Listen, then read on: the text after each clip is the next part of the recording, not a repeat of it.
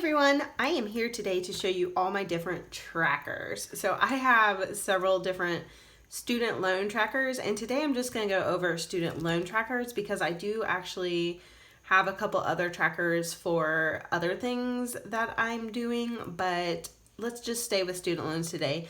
So this is the student loan printable debt tracker that I created, and it's in my Etsy shop. So this is just the one that I set up for myself as a test when I first started, and I put the amount that I had in the beginning, so $43,366, and then I gave each icon a price or an amount to pay off, so $433.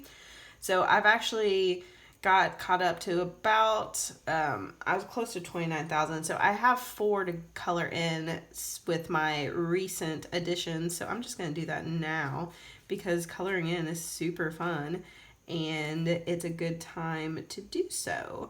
I haven't gotten as behind on this one because it's newer to my tracking, and I try to keep it updated. But the other ones, my original list, I kept on the fridge, and then I had a party and I took it down and I forgot to put it back up. So it had a big gap, and then I just kind of left it. So you'll see it in just a second because it is coming up.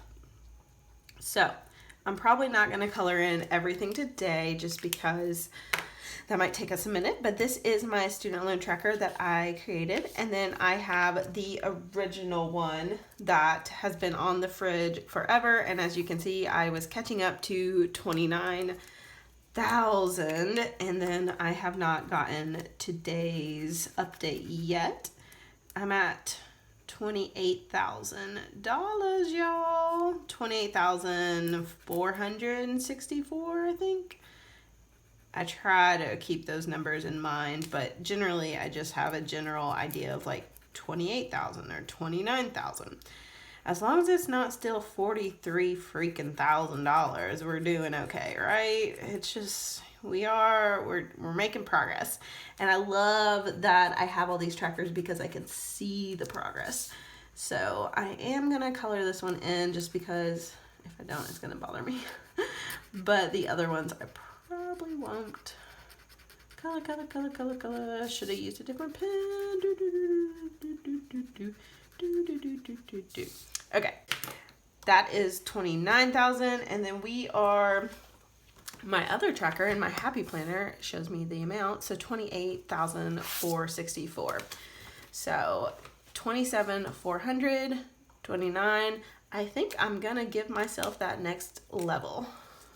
That's the thing I don't love about these charts. When you have a big amount, like, are you supposed to color in like half a line? So I like a little bit different tracking just because with this one, it felt like I made no progress. I was paying off like huge chunks and it felt like nothing. So I do like this, and I do keep it on my fridge in our house. So I will show you the location of all of these once I finish coloring them in because they are all around our house.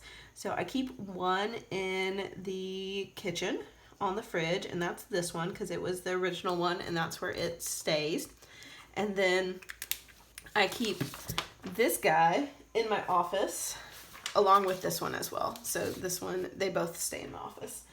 So this one I started, I'm not sure I want to keep it actually because I started it when I was doing one of the months, and so it's only 31,000. It must have been here. I don't know. I can't remember when I started this one. I think I just started it at the balance I was at when I created these student loan debt trackers, and I just went with that balance. But I don't really need to count down from 31,000 for any reason, but I do have this, and I'll probably finish coloring it in just because I have it and I already have like a color scheme I like, but this is not my main tracker. I honestly want to see the full amount, so that's what this one is, and it started from the 43,000. So I do have both of those, and then obviously I keep track in my happy planner, my mini happy planner that I keep with me at all times. So I have my debt snowball, and I keep track of what loans I've paid off. So I've paid off loan 1, loan 2, and loan 4A. So those get check marks. And I'm currently targeting loan 3, which has about $3,000 left. And then I have my wants list is getting all wonky. And then I have a tracker in my mini happy planner. So I keep track of my payments here and kind of shade in how far I have to go. So as you can see, this started closer to 6,000 and I'm kind of almost halfway done. So I'm getting close to the end of this loan. And behind this door, we have a wants list to distract me from buying things. So I have not bought these things. Behind that, we have the debt pages where I do my debt snowball updates. And I do sometimes like to flip through these just because it's nice to see that it's actually going down. It's kind of like a flip through the pages to see, oh look, I have paid off debt. So yay, me. One more thing I've started doing is tracking my monthly paid amounts. So what I pay toward the debt here. I should probably do the reduced, but I started with the paid just because I wanted to see how much I had paid toward the debt, because that's actual money leaving my pocket. So I track what I did. So like in June I paid $529, so I just write $529 there.